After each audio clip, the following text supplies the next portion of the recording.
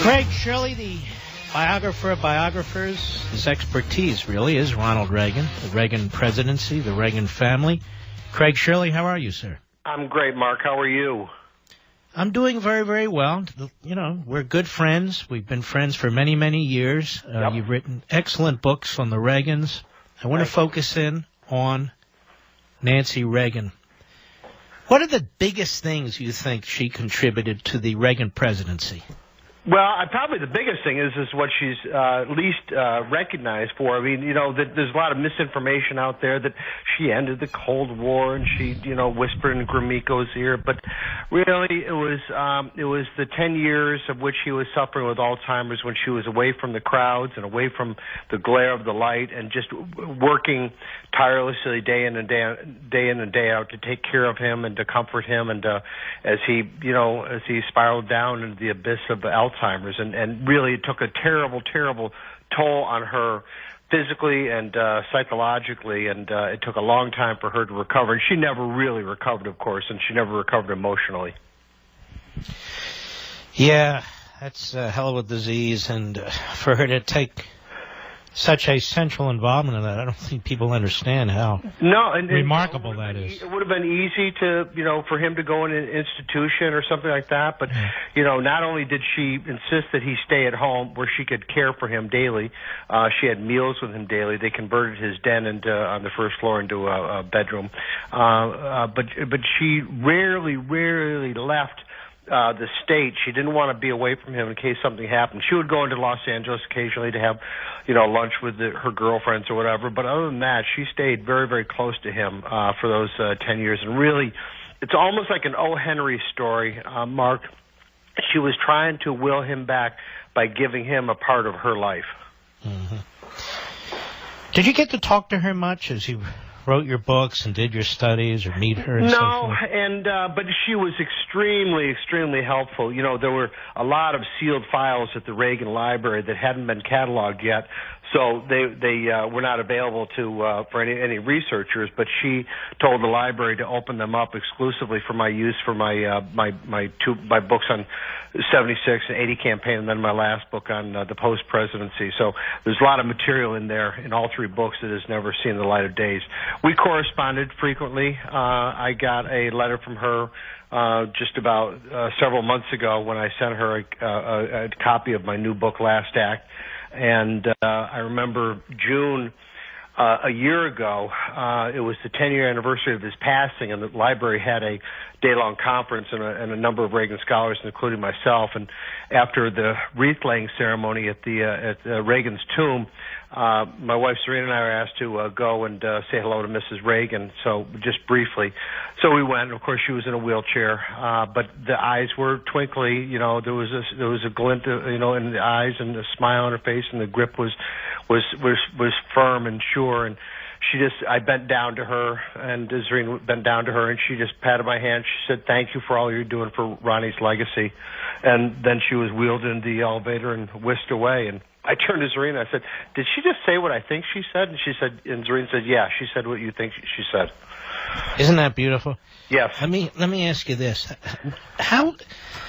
what are the key characteristics about her that make her different than so many other first ladies, do you think? Toughness, wryness, a great sense of humor and a sense of irony. In 1980, on the campaign plane, she would go through the press section and hand out chocolate to the traveling press. Well, Judy Bacharach, who was a very tough, some said mean, columnist for the old Washington Star, wrote a column eviscerating Mrs. Reagan for handing out chocolates to the traveling press. The next day, after the column appeared, Mrs. Reagan was traveling through the press section, handing out chocolate, and around her neck was a sign that said, "Take one, or else." She knew how to push back. And she was very protective of her husband, wasn't she? Oh, sure. That was she understood I think she understood, and we haven't really intellectualized this yet, Mark, is that she understood her role as First Lady, that the health and well-being of the country was so dependent on the health and well-being of the president.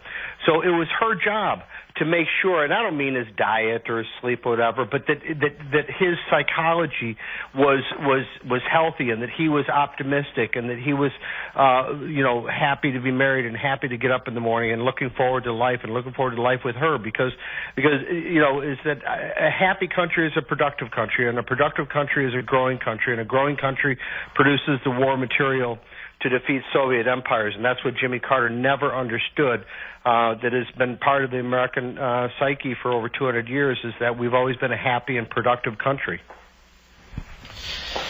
And she liked to say that when they first met, it was love at first sight for her, and she had to kind of prod him along a little bit, but it didn't take much. Is that what you know too?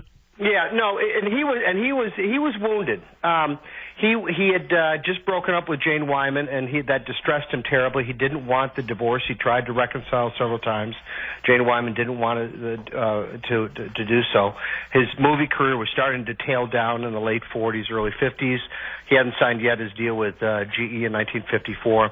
He'd also had a terrible accident at a charity softball game where he broke his femur in several places. So the first date was actually he was on crutches, but he was his self worth, his self respect, his view of himself wasn't the greatest at the time, and so she really helped him along in that regard, and I think that he always felt that she had come along at a time when he needed her the most. And I know what made him angrier than anything else were the cheap shots in the media against his wife, whether it was China, where they actually raised the money privately, whether it was the gown she wore, which she borrowed from designers. She was trying to bring back a level of, I won't even say glamour, but respectability and so forth to the White House that the Carters had lost. Right, just a style and grace. And again, it was part of the whole psyche of the American people, I think, is that they understood the American people wanted to be proud of their president, they wanted to be proud of their White House, and that they'd lost that pride with the malaise of Jimmy Carter, who depomped the White House, stopped playing ruffles and flourishes, stopped wearing black tie to state dinners, and wore business suits, and carried his own luggage and stuff like that. They didn't want the president to carry his own luggage, I don't think. And so the Reagans understood that and brought that back. And I think it was the right thing to do, but it was also good for the psychology of the country. Well, Craig Shirley, I appreciate this. I just want the public to know before too much time passes what a wonderful woman this was. Yes. I worked in the administration 8 years, and her presence was known, and I don't mean that in a fearful way. I mean that in a very, very positive way. She was the rock to Reagan. Absolutely. Through the assassination attempt, she was there every morning, there every night.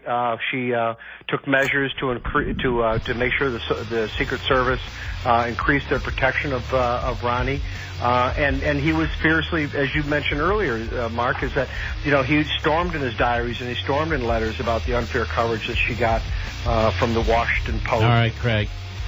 Good man, Craig Shirley. He's a good man every day, by the way. Thank you, my friend.